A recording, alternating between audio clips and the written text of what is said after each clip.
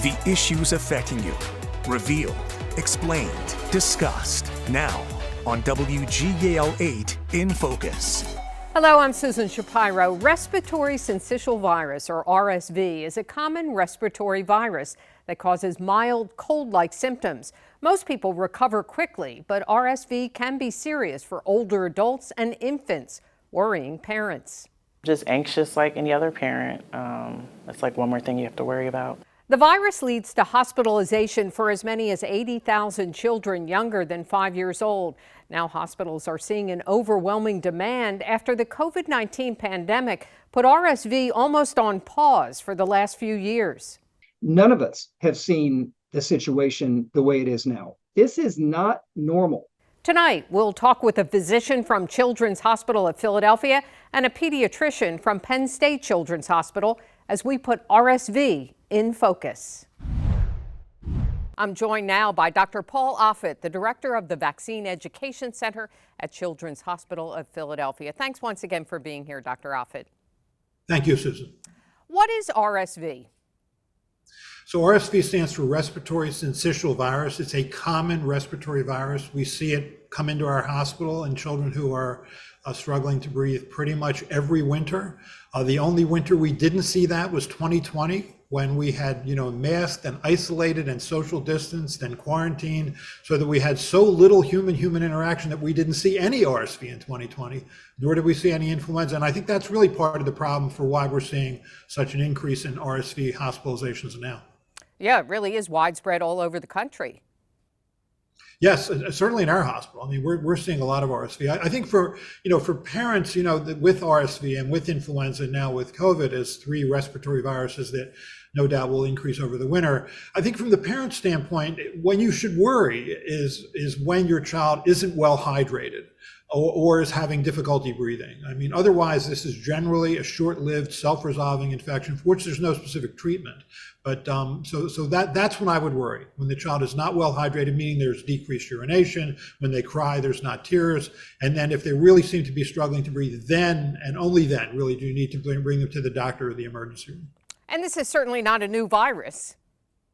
No, RSV's been around ever since, certainly for many decades and no doubt centuries. And we've been trying to work on making a vaccine for that virus since the early 1960s, which is when the first vaccines were tested. Now, you mentioned some of the symptoms. When should a parent get concerned and possibly think about taking a child to the hospital? Yeah, I think whenever the child appears to have difficulty breathing, is struggling to breathe. I mean, because what the virus does is it affects the small breathing tubes, the so-called bronchi, and that causes bronchiolitis, which causes the child to breathe more quickly, struggle to breathe, and then that's when they need the kind of support that you can get in a hospital, the kind of respiratory support you can get in a hospital, like supplemental oxygen. Are some children at greater risk? Yes, no, I think children, certainly, especially very young children, children less than 6 months of age, children who are premature, especially severely premature, and the elderly are also at high risk of RSV. So that's when you see the deaths. It's primarily actually in the elderly, to a less extent in young children, where there's about between 75 and 150 deaths from RSV a year, similar to actually influenza in children. But so most children survive this, and virtually everyone gets it. I mean, it's hard to find, frankly, 5-year-olds who have never been exposed to this virus. It's interesting because a lot of people are saying, oh, I never heard of this before. But obviously, if you had a young child, many years ago, you probably did hear about it. And every winter we see a whole host of children coming in with respiratory viruses, not only respiratory syncytial virus or influenza, but parainfluenza, adenovirus. There's 4 strains of human coronavirus that circulate. So we always have sort of an avalanche of respiratory viruses that come into our hospital every winter. This happens to be a particularly difficult year for RSV. I think because we created an immunity gap back in 2020 by not having any circulating virus, which does stimulate immunity. And I think that's probably what we're seeing now. How is it generally spread? Is it just through droplets? Yeah, spread by droplets that emanate from the nose and mouth during coughing and sneezing, and even to some extent talking. So what is a good form of prevention? Well, it's hard to prevent a virus that's this contagious and spread by the respiratory route. I think probably the best thing you can do, and maybe we're going to evolve to that in this country, which is that when you're sick, you should stay home, and that if you can't stay home because you have the kind of job that doesn't allow you to stay home, you should wear a mask. So right now, what we tend to do is if we have a respiratory infection, we test to see whether it's COVID, and if it's not COVID, then we think, okay, we're good. But these other viruses also, influenza, respiratory syncytial virus, and others, are also contagious, can also cause serious disease and occasionally fatalities. And maybe we'll evolve to that, where we are more used to wearing a mask outside or when we leave the house and are indoors, as is true actually in many other countries, especially in Southeast Asia. I was going to say, have we learned anything about public health from the COVID pandemic? I'll tell you 2 years from now. I hope so. Coming up on WGAL 8 in Focus, we'll talk with a pediatrician from Penn State Children's Hospital about what they're seeing.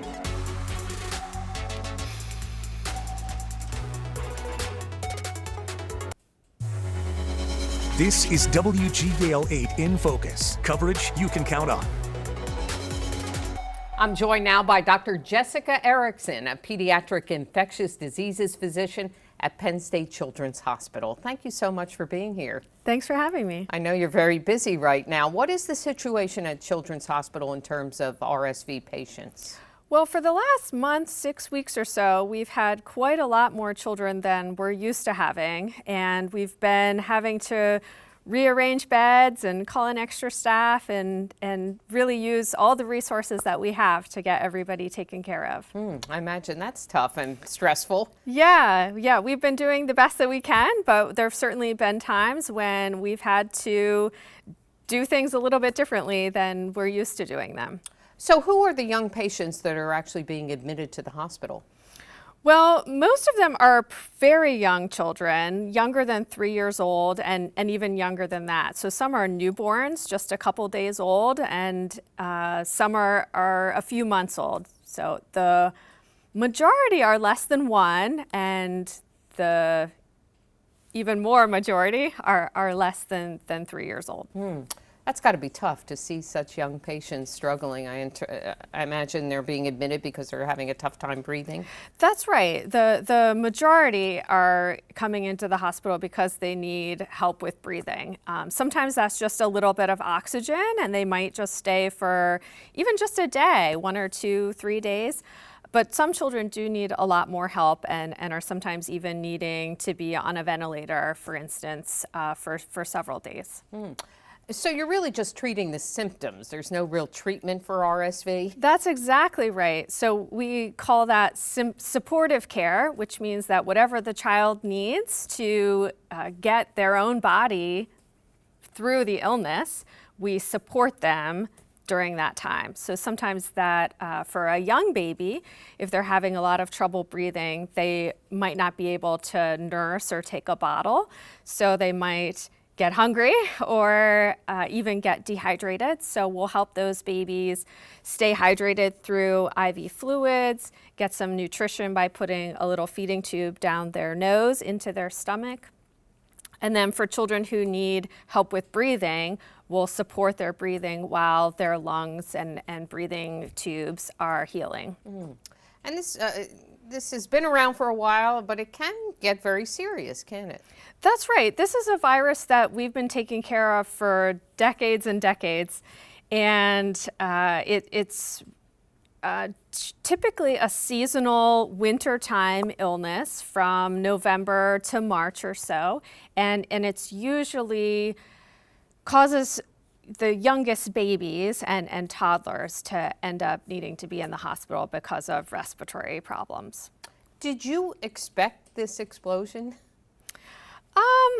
I wouldn't say that we expected it. I'd say that we had our fingers crossed that this sort of thing wouldn't happen, but it's not a huge surprise either.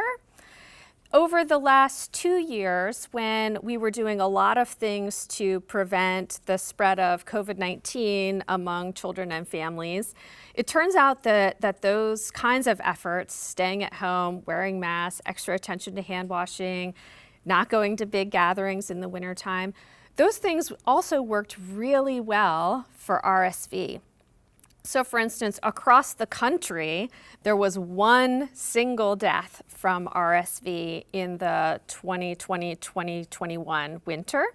And usually we see, around 500, even 1,000 deaths across the country. So dramatic decrease during the COVID efforts. So I think now we're kind of playing catch up because 3 years worth of babies are now meeting RSV for the first time. And it's that first time having the illness that children are most likely to end up really sick. Do you get some immunity? Does a child get immunity from having it initially, or will they get it again?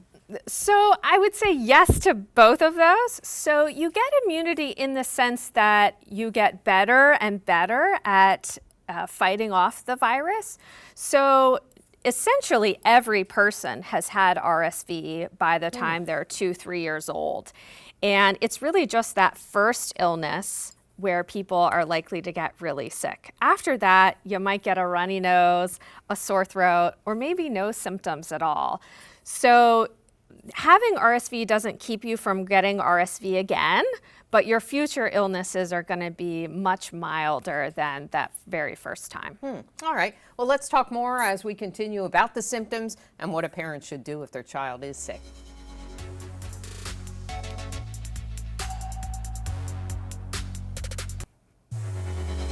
This is WGAL 8 in Focus, coverage you can count on.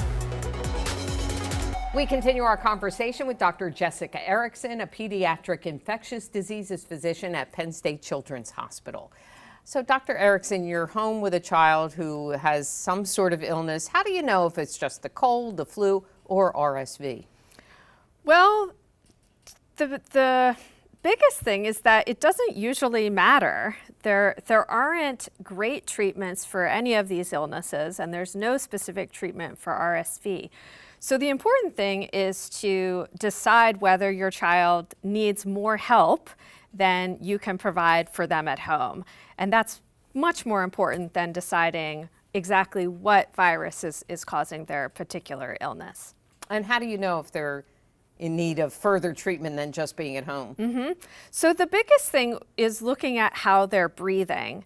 So a child who is so focused on breathing that they can't play or eat or take a bottle, that would be a time to definitely give your pediatrician a call and see what they would recommend. They can help you talk through whether your child needs to be seen in the office or even perhaps be taken to the emergency room. More concerning things that you might see as a parent watching your child breathe is if the skin up around the collarbone or between the ribs is kind of sucking in with each breath. That would be a really obvious clue that child is having some trouble breathing and should probably be seen. What causes that? So they're using all of their muscles to try and pull air down into the lungs. And usually just the diaphragm, that muscle that goes across between the chest and the abdomen, that muscle going up and down, which you can't see because it's inside, is enough to pull the air into the lungs. But when the lungs aren't working well and the breathing tubes are clogged up, they need to use more muscles, like the muscles in their chest, the muscles in their belly, muscles that you can see from the outside of the body to pull that air inside of their lungs. And is it the fact that they're a little person with a little body factor into all of this? So them being small makes it easier to see that the muscles are sucking in between the ribs. But the reason that they're having so much trouble breathing does often come from them being small. So the breathing tubes themselves inside the lungs are, because they're small, it doesn't take a lot of swelling inside those breathing tubes for them to be swollen too much, such that it's hard for the air to get in and out.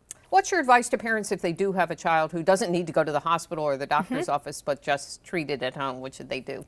Well, really thinking about that term supportive care, like how can you support your child through the illness? So hydration is going to be really the most important thing. So this would be a time to let your child have things that maybe you wouldn't on an everyday basis. So popsicles, Freezy Pops, juice if you're not a big juice household, which is great for nutrition generally. But this would be a time to focus on hydration, even if it's things that you wouldn't normally So don't worry about the sugar and all that kind of thing. Right. Take a break from some of those other things that are certainly really important in taking care of a child. But while they're sick, giving them extra snuggles, extra fluids, snacks that they're willing to eat. This is a fine time to kind of take a break from some of those other focuses and just focus on getting your child through this illness. And then you can return to some of those other parenting strategies when they're well again. Right. And I imagine keep the child home, don't go out, don't let people come into your home if you have any sick children. Yeah, that's exactly right. So RSV is actually dangerous to the very elderly and folks who have an immune system that doesn't work well, cancer patients, people who've had an organ transplant or take other kinds of medicines that make their immune system work less well. So thinking about the kinds of people your child would have opportunity to interact with, even beyond other babies, is going to be important for keeping everybody you know and love healthy too. Good advice. Well, thank you, Dr. Erickson. We appreciate you being here. Yes, thanks. Coming up on WGAL 8 in Focus, we'll return to our conversation with Dr. Paul Offit and talk about the vaccines on the horizon for RSV.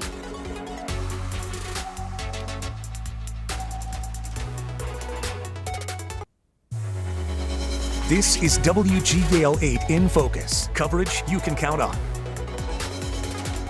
We continue our conversation with Dr. Paul Offit from Children's Hospital of Philadelphia. Thanks again for being here. Dr. Offit, how far away are we from a vaccine for RSV?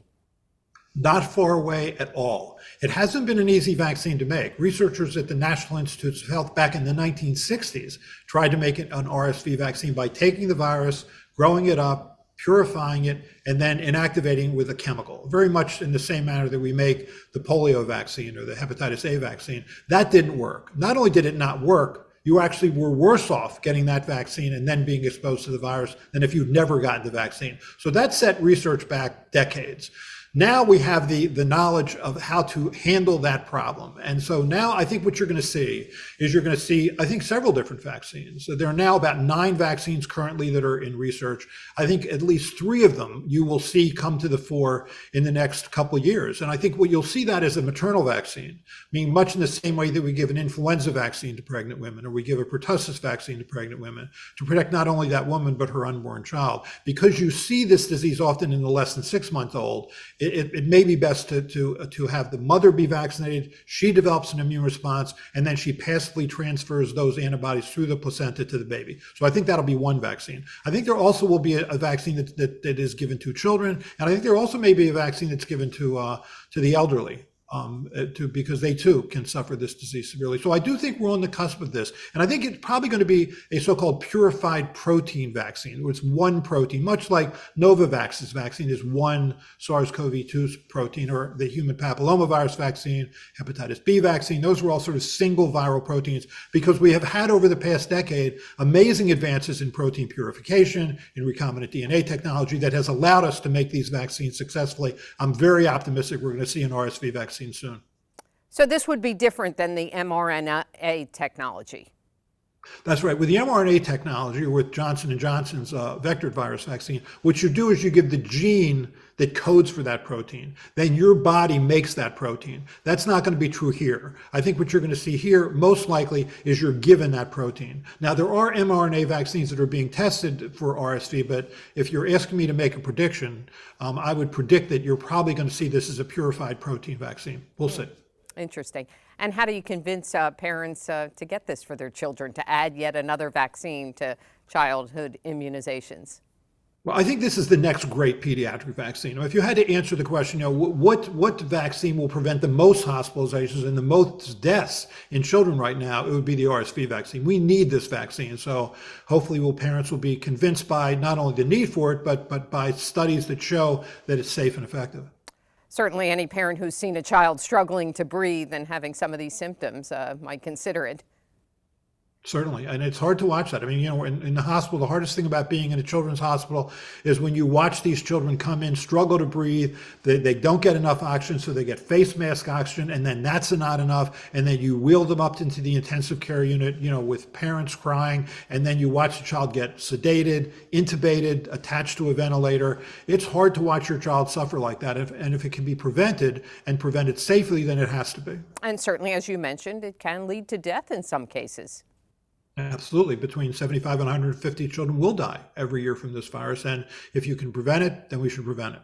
You mentioned also seems to be a season with the trifecta. We still have COVID circulating and, of course, the flu. How is all that affecting children? Well, so right now, RSV it seems to be the most predominant. And I think we also will have a difficult influenza year because usually when you look in the Southern Hemisphere, in countries that have winters that precede ours, that often predicts what's going to happen here. And it was a difficult influenza year in Australia, in South America. So I think that's also going to be true here for the same reason it's going to be a difficult RSV year, which is we had that immunity gap in 2020 when you didn't have any circulating influenza. But you'll also see the other viruses. I think we'll see less COVID, actually. I mean, we now have about 95% population immunity from COVID and at least probably 90% in children just from the circulating viruses. And natural infection is also protective. So I think we will have, I predict, a much milder COVID year this winter than we certainly had in the previous 2 winters. Interesting. And I imagine you're recommending flu shots? Yes, that's definitely something you can do, is get a flu vaccine. And if you're a child, I think, that the COVID vaccines are available now for all children over 6 months of age. All right. Well, thank you, Dr. Offit. We appreciate your time. My pleasure. Thank you. Thank you for joining us for WGAL 8 in Focus. For all of us at WGAL, I'm Susan Shapiro. And join us again next Saturday night at 7 o'clock for WGAL 8 in Focus, right after NBC Nightly News. And you can watch each episode of In Focus, plus WGAL's latest newscasts, original programming, and more. Just download the Very Local app and stream for free on Roku and Amazon Fire TV.